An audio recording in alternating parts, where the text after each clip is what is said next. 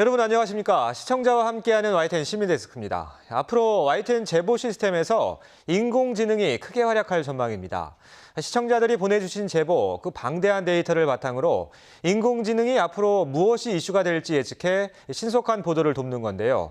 한 해 10만 건 이상 들어오는 영상 제보도 사람 대신 인공지능이 내용을 파악해서 자동으로 분류하는 방식으로 바뀔 예정입니다. 시청자 여러분의 제보를 더 가치 있게 쓰기 위한 노력, YTN은 앞으로도 계속해 가겠습니다. 이번 주는 각계각층의 시청자 대표들로 구성된 YTN 시청자위원회 소식 전해드립니다.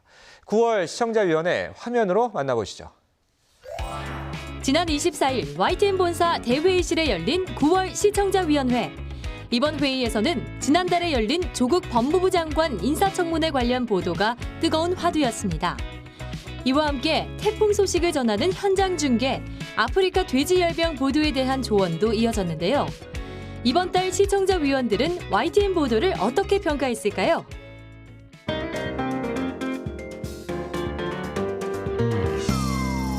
하늘을 봐도 바람을 봐도 저절로 기분 좋아지는 날씨인데요. 혹시나 안 풀리는 일 있어도 즐겁게 보내면 좋겠습니다. 저도 그렇게 되도록 노력하겠습니다. 오늘 안건 및 토론은 이미 원영진 위원장님을 포함한 밴드에서 어느 정도 논의가 된, 그러니까 안건 제안이 된 것들이 지금 있습니다. 정상환 위원님부터 의견 발표해 주십시오.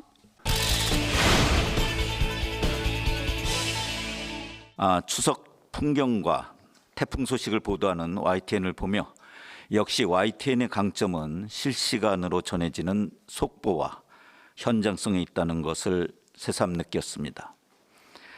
추석 관련 특집 보도에서 우선 그 간단 명료하게 우측 상단에 표기된 각 구간별 실시간 교통 소요 시간은 시청자에게 매우 유용했다는 평가입니다.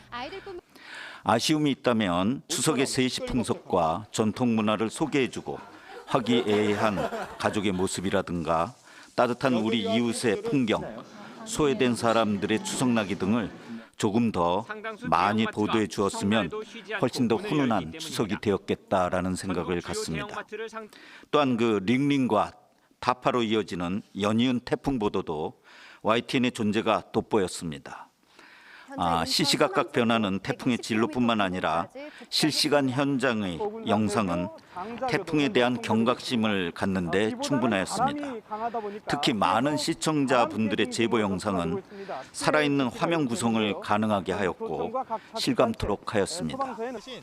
그런데 이 제보 영상은 시간이 흐르면서 반복적으로 반영되었는데 장소와 시간이 정확히 표기되지 않아 마치 지금 현 시각에 발생되는 것처럼 보여 오해할 수도 있었겠다라는 생각을 갖습니다.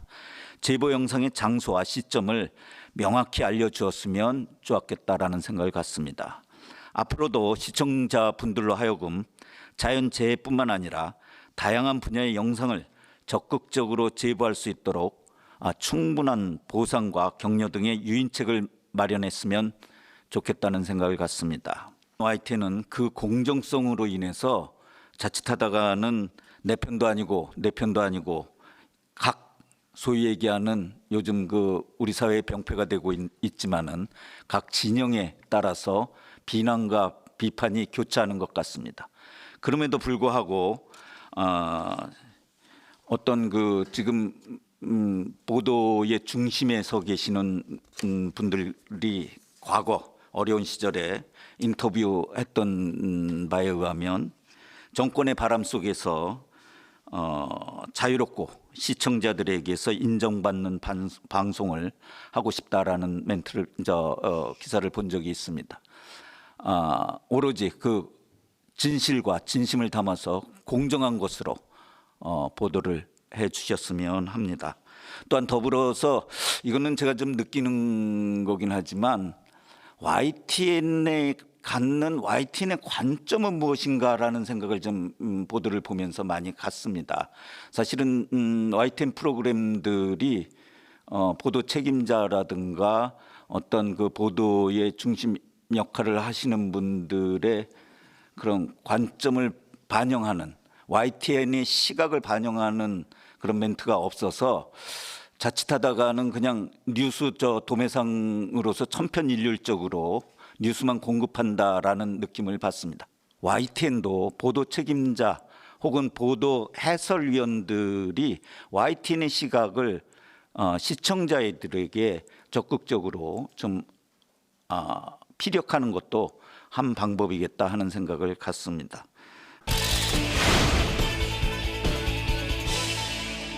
YTN이라고 하면은 우리나라를 대표하는 보도 전문 채널이라고 할 수가 있고, 그래서 이제 뭐 우리 영화 같은 데도 보면 항상 그 한국 언론을 지칭할 때 보면은 그 YTN이 나오지 않습니까? 그러니까는 우리가 보통 요즘에 많은 그 시청자들, 청취자들이 언론에 대한 비판, 실망 뭐 등등 뭐 기대도 물론 있겠습니다만은 싫든 좋든 아니면 사실관계가 어떻든 간에 YTN이 대표적으로 떠오르게 될 것 같습니다. 그런 차원에서 이제 같은 언론끼리지만 다른 언론에서 보도한 것들을 YTN에서 이게 맞는 내용을 보도를 한 건지 그런 것들을 이제 체크를 해봐야 된다는 어떤 그런 사명감이 있을 수 있다는 것도 이제 전적으로 이해를 하고 공감을 하고요. 네, 그래서 어쨌든 간에 그 언론이라고 하는 집합 명사로서의 언론 는 그 대표하는 것이 결국 YTN이기 때문에 책임을 면한다는 것이 참 어려울 수 있다라는 생각도 들고, 근데 반면에 그 하나의 그 특정 고유 명사로서의 YTN이라고 하면은 이 복수의 언론 중에 하나가 될 수가 있는데 그나마 공정한 그 보도 중에 하나가 아니었는가라는 그런 응원의 말씀을 드립니다. 워낙에 이제 이런 사안들이 어떻게 보면 언론의 그리고 좁게 말하면 YTN의 명예가 걸려 있고 또 명운이 걸려 있고 미래가 걸려 있는 그런 문제이기 때문에 인력이 부족하고 현실적으로 워낙 이제 진짜 정말 뭐 폭탄을 퍼붓듯이 쏟아져 나오는 이런 그 모든 언론들, 특히 그 인터넷 언론 그리고 기존 언론들까지 이제 인터넷으로 보도를 하기 시작하면서 쏟아져 나오는 어떻게 보면은 시선을 끌어야 되는 그런 차원에서 그 아주 자극적인 제목으로 나오는 이런 모든 의혹 보도들, 여기서 이제 어쨌든 언론에 대한 어떤 그 미래를 이게 앞으로 언론이 어떻게 흘러갈 것인가 이런 생각을 하게 되는 그런 사태까지 이르게 되지 않았는가 이런 생각을 하고요.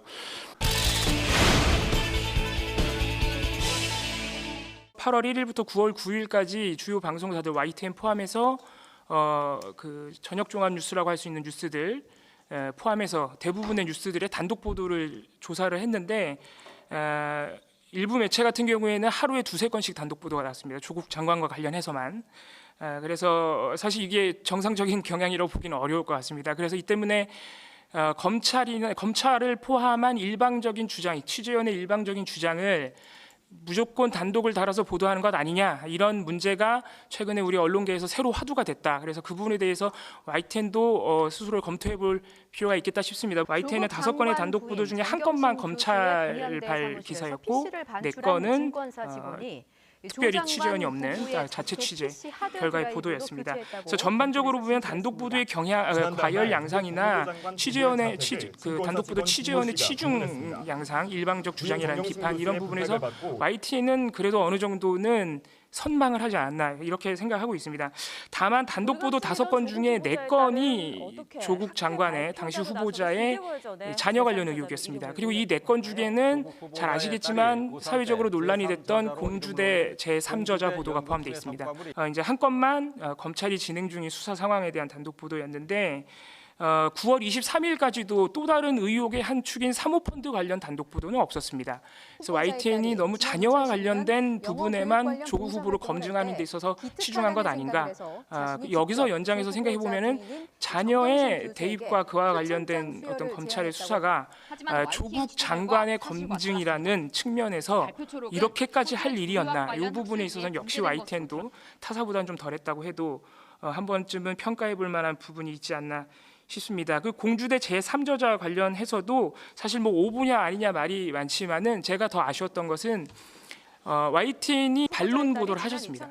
조국 후보자 측의 해명을 담은 기사를 내셨고 이게 방송도 됐습니다. 근데 다만 이 YTN 보도에 대해서 공주대 교수님이라든가 여타 다른 분들이 타 매체를 통해서 반론을 제기하신 부분들이 또 더 많습니다. 근데 YTN이 스스로 제기한 단독 보도, 스스로 제기한 의혹에 대해서 조금 더 그 조국 당사자의 해명 외에, 조국 당사자의 반론 외에 조금 더 실체를 규명해주는 보도를 내지 않고 마무리한 점은 좀 아쉽지 않나. 그래서 시청자가 볼 때는 오보 여부를 떠나서 그래서 공주대 제3저자 그 초록이 잘못된 것이냐, 잘된 것이냐, 이 부분에 있어서 조금 더 규명을 해주시는 보도가 스스로의 단독 보도를 책임지는 것이었다고 저는 생각을 합니다. 어떤 내용이 사실인지 어떤 게 근거가 희박한 보도인지를 이슈를 만들어내는 이슈 메이커로서의 역할도 뉴스와 뉴스들이 연결되어서 맥락이 있어야 뉴스가 삽니다. 일종의 썰풀듯이 이야기하는 것은 좀 매우 부적절하도록 첫 장면의 자막에 좀 더 공정하고 아까 봤던 뉴스네하고 금방 실증을 내게 될 수밖에 없습니다. 시청자들이 또 어떤 생각을 할 것인가. YTN 구성원들이 시간이 걸리더라도 논의를 하고 현장 취재에 대한 문제인데요. 저번 링링 태풍이 왔을 때 아주 굉장히 좀 위험한 상황에서 여자 리포터가 이 현장 상황을 보도하는 장면이 좀 불안해 보였습니다. 그래서 우리가 예전에 그 산불 보도 때도 이런 비슷한 얘기를 나눴던 적이 있었던 것 같은데 이런 장면을 보는 이 시청자들의 마음이 좀 이렇게 편하지 않았을 거다라는 생각이 들었고요. 그리고 이번 이 돼지 살처분하는 장면에 이 드론을 띄운 문제가 언론에서 좀 너무 과했다. 이게 또 이렇게 허가를 받고 진행했어야 되는 일인데 많은 언론사들이 그렇게 하지 않았다라는 지적이 있었죠. 그래서 이런 좀 현장 상황을 생생하게 전달하려는 의욕은 당연히 높이 평가할 만한 일인데 너무 이렇게 과도한 것들은 이제 시청자들이 그런 장면에 대해서는 좀 이렇게 부담감을 느끼죠. 이런 것들은 이제 좀 더 신중하게 접근을 하는 게 좋겠다라는 생각이 들었고요. 그리고 YTN에서 지금 팩트 체크를 정기적으로 하는 그런 프로그램이 생겨서 제가 이 점은 참 반갑게 생각됩니다. 팩트 체크라는 말이 처음 등장한 건 가짜 뉴스라는 현상에 대응하는 방식으로 이 팩트 체크라는 말이 생산됐는데 지금은 너무 일반적인 보도까지도 다 팩트 체크라는 용어를 사용을 해서 이야기를 하다 보니까 이 가짜 뉴스에 대응한다는 이 초기의 의미가 좀 약해진 느낌입니다. 그래서 지금 YTN에서 특집으로 만든 이 프로그램도 팩트 체크 한일 경제 전쟁이라는 프로그램이 어제 방송됐죠. 그래서 이건 꼭 이 애초에 이 가짜 뉴스에 대응한다는 팩트 체크의 의미와는 조금 다른 것 같아서 이 말은 조금 아껴뒀다가 이제 뭐 너무 남용하지 않았으면 좋겠다라는 생각입니다.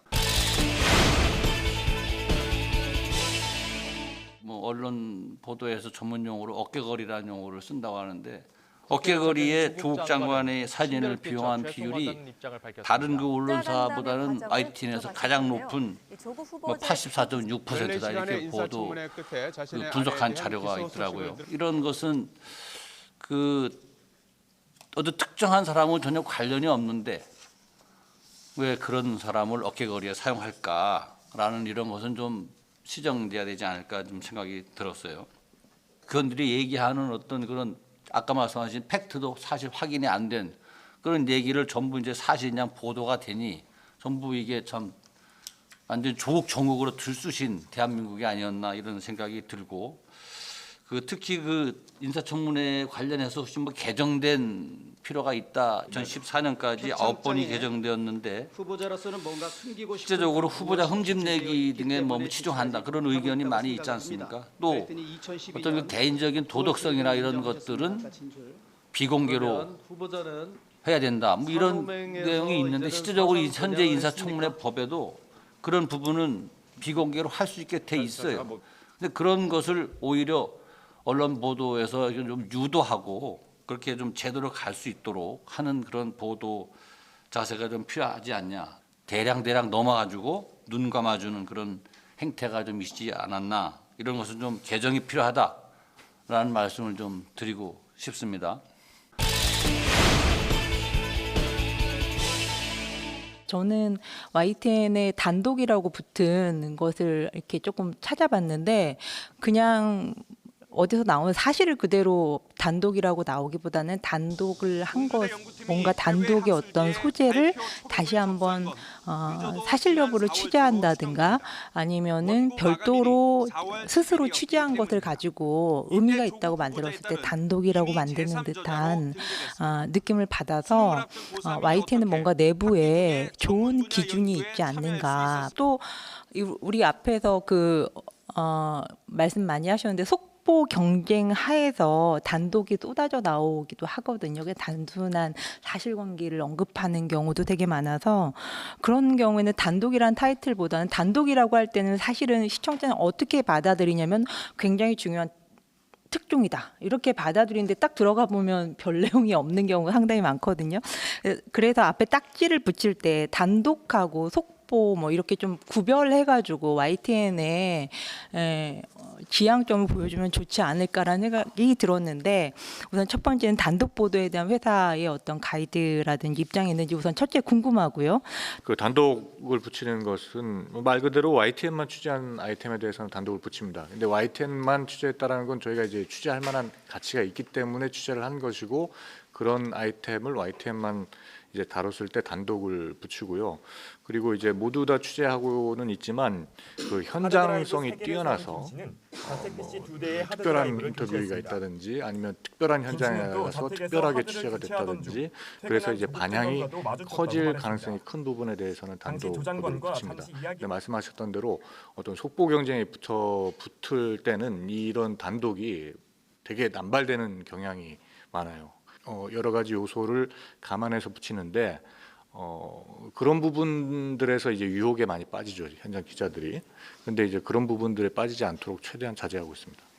이번에 태풍 보도라든지 아프리카 열풍 보도 상당히 좋았습니다. 설명도 굉장히 좋았고 지역별로 이렇게 찍어서 흐름이라든지 이렇게 유포되고 있다라는 걸 설명해 주시는 것도 좋았고 아프리카 돼지 열병 관련돼서는 굉장히 재밌었던 것이 그 리포트하신 농가에 있는 분께서 그 제한된 곳에 있지 않고 나간 것을 단독으로 보도하게 된 것이 기자가 그 자리에서 열심히 취재하다가 단독으로 보도하셨던 것 같거든요. 그래서 뭐 그렇게 우연히 나온 과정을 설명하고 기자가 스스로 이렇게 밖으로 나온 사람은 다시 소독을 해야 됩니다 하고 자기가 다시 스스로 소독하는 모습을 다시 취재의 모습으로 보여주셨는데 이번에 그런 부분들은 다 좋았던 것 같습니다. 9월 17일 보도된 18일 보도된 내용을 좀 말씀드리고자 합니다. 조국 법무부 장관 가족과 관련된 이야기인데요. 검찰이 국회에 공소장을 제출하지 않았습니까? 그 공소장의 주된 내용이 저도 이제 확보해서 봤는데요. 사실상 실질적 내용은 한 페이지죠. 인적 사항을 빼면은요. 전 이런 부실한 공소장은 제가 처음 봤는데요. 공소장에 어떻게 적시되어 있는가에 대한 사실보다는 연합뉴스가 17일 오보한 것을 그대로 인용을 YTN도 이틀에 거쳐서 하고 있더라고요. 제가 읽어보면요. 검찰은 정 교수가 총장 표창장 양식과 유사한 문안을 임의로 만든 뒤 딸의 이름 옆에 총장 직인을 임의로 날인했다는 공소 사실을 밝혔습니다. 라는 오보를 연합뉴스 걸 그대로 따쓰고 이틀 동안 사용했다는 것입니다. 공소장 내용을 보시면은요. 2012년 9월 7일 동양대학교 총장 최성해라고 임의로 기재한 표창장 문안을 만들어 최성해 이름 옆에 동양대학교 총장의 직인을 임의로 날인하였다라는 게 공소 사실입니다. 그렇다면 이것은 명백한 오보라는 것이죠. 더 나아가서 연합뉴스가 쓴 기사를 그대로 받았을 것이 아니라 이 공소 사실이 주는 의미가 무엇인지에 대한 분석이 없다는 것이 매우 안타깝습니다. 특히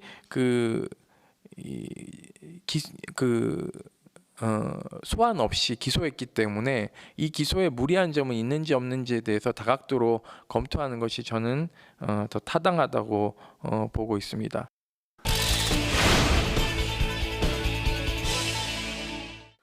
YTN은 공정한 24시간 뉴스 채널. 그러니까 결국 24시간 뉴스를 계속 언제 틀어도 뉴스를 볼 수 있다는 것과 또한 동시에 공정하다는 것을 두 개를 다 잘 유지해야 될 것 같습니다. 뉴스는 속성상 신속하게 보도가 될 수밖에 없습니다. 그렇다면 또 어떤 반대의 어떤 불리함을 갖게 되느냐 하면은 팩트 체크할 시간이 부족하다는 걸 숙명적으로 갖게 됩니다. 그래서 뉴스 보도를 함에 있어서는 이게 정확한 보도이면서 동시에 신속한 보도가 돼야 되기 때문에 항상 뉴스 대상이 되는 사람에겐 적어도 전화해서 반론할 기회를 주고 그 기회를 준 다음에 보도하는 걸 조금 아무리 신속하고 빨리 나가야 된다고 할지라도 그걸 조금 지켜주셨으면 좋겠고요. 지금 조국 장관에 대한 보도가 주로 있었고 역시 또 위원님들도 거기에 이제 초점을 맞춰서 말씀을 드리는데 사실 뭐 신문 뉴스 모든 게 다 조국 장관에 대한 뉴스였습니다. 그리고 어디까지가 사실이고 어디까지가 가짜 뉴스인지 구분을 할 수 없을 정도로 사실 시청자도 많이 헷갈렸는데요.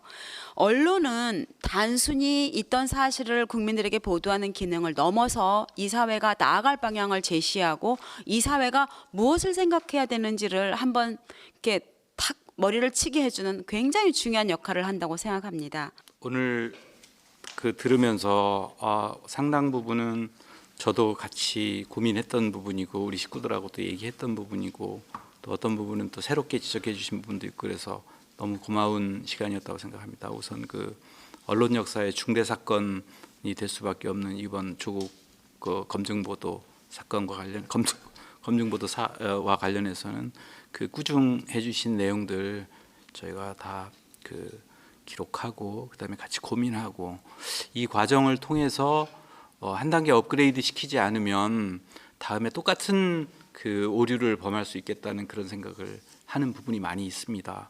미흡한 부분 그리고 부끄러운 부분이 분명히 있었던 것 같고 사회 감시를 맡고 있는 언론으로서 팩트와 맥락과 통찰을 그런 걸 제대로 했는가라는 거 하는데 전 부족했다는 쪽에 지적에 동의합니다. 업그레이드하기 위해서 어떤 내부의 고민이 필요한지 또 같이 고민을 하도록 그렇게 하겠습니다.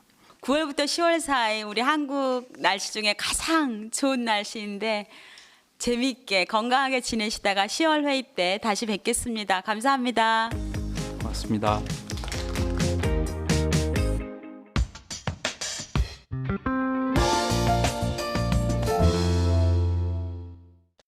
YTN DMB에서 방송된 프로그램을 평가하는 내가 본 DMB 시간입니다.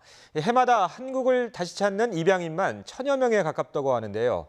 오늘 더 큰 코리아에서는 프랑스와 노르웨이 등 세계 곳곳에서 살아가는 한국 입양인들을 만나봤습니다. 최현주 평가원이 소개합니다. 안녕하세요. YTN DMB 시청자 평가원 최현주입니다. 세계 곳곳에서 K-팝에 대한 열기는 여전히 계속되고 있습니다. 음악과 가수에 대한 인기는 물론 한국에 대한 관심도 함께 높아지고 있다고 하는데요. YTN DMB에서 방영되고 있는 더 큰 코리아에서는 이러한 한류 문화와 더불어 세계 속의 다양한 이슈와 트렌드를 만나볼 수 있습니다.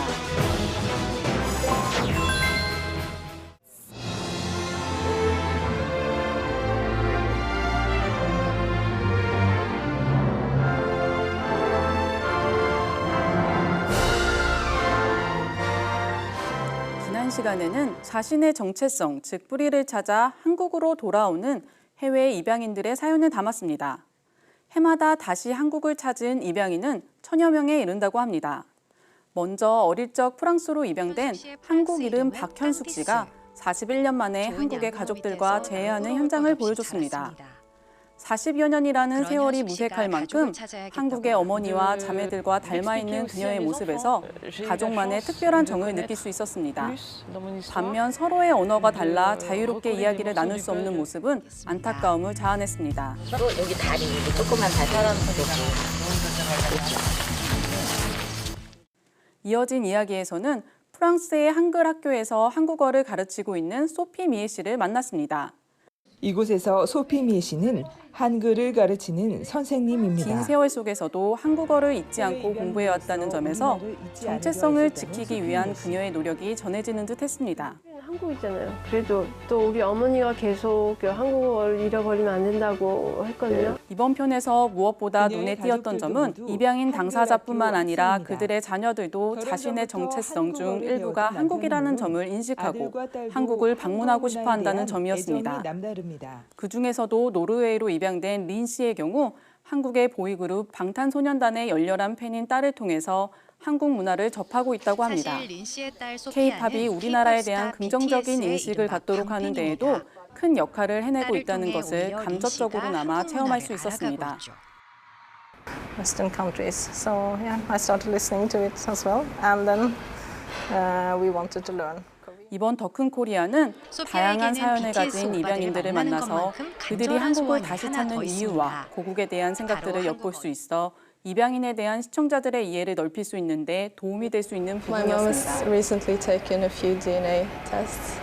I really love my grandparents at home as well, but it would be nice. 다만 이번 편에서는 해외 입양인들이 겪은 아픔이나 그동안 20만 명에 이르는 해외 입양아를 만들어낸 한국 사회의 문제점 등에 대해서는 언급되지 않았습니다. 이러한 내용을 통해서 사회적 문제를 제기하고 그들의 아픔을 공유하는 것도 프로그램의 취지를 더욱 살릴 수 있는 부분일 것입니다. 앞으로도 더 큰 코리아를 통해 세계적 현안뿐만 아니라 세계 속 한국의 보다 다양한 모습을 만나볼 수 있길 기대합니다. 지난 23일 방송통신심의위원회가 성폭력, 성희롱 사건 피해자 보호를 위한 심의 기준을 마련했습니다. 이번 개정안에는 사건과 무관한 피해자의 취향이나 직업, 주변의 평가와 같은 사적인 정보를 기사에 묘사할 경우 제재할 수 있는 근거 조항이 함께 담겼습니다. 점점 치열해지는 취재 경쟁 속에 언론이 피해자의 인권 보호에 소홀했던 것은 아닌지 YTN부터 다시 돌아보고 보다 신중하게 보도하겠습니다. 시민데스크 다음 주 더 알찬 소식으로 찾아뵙겠습니다. 고맙습니다.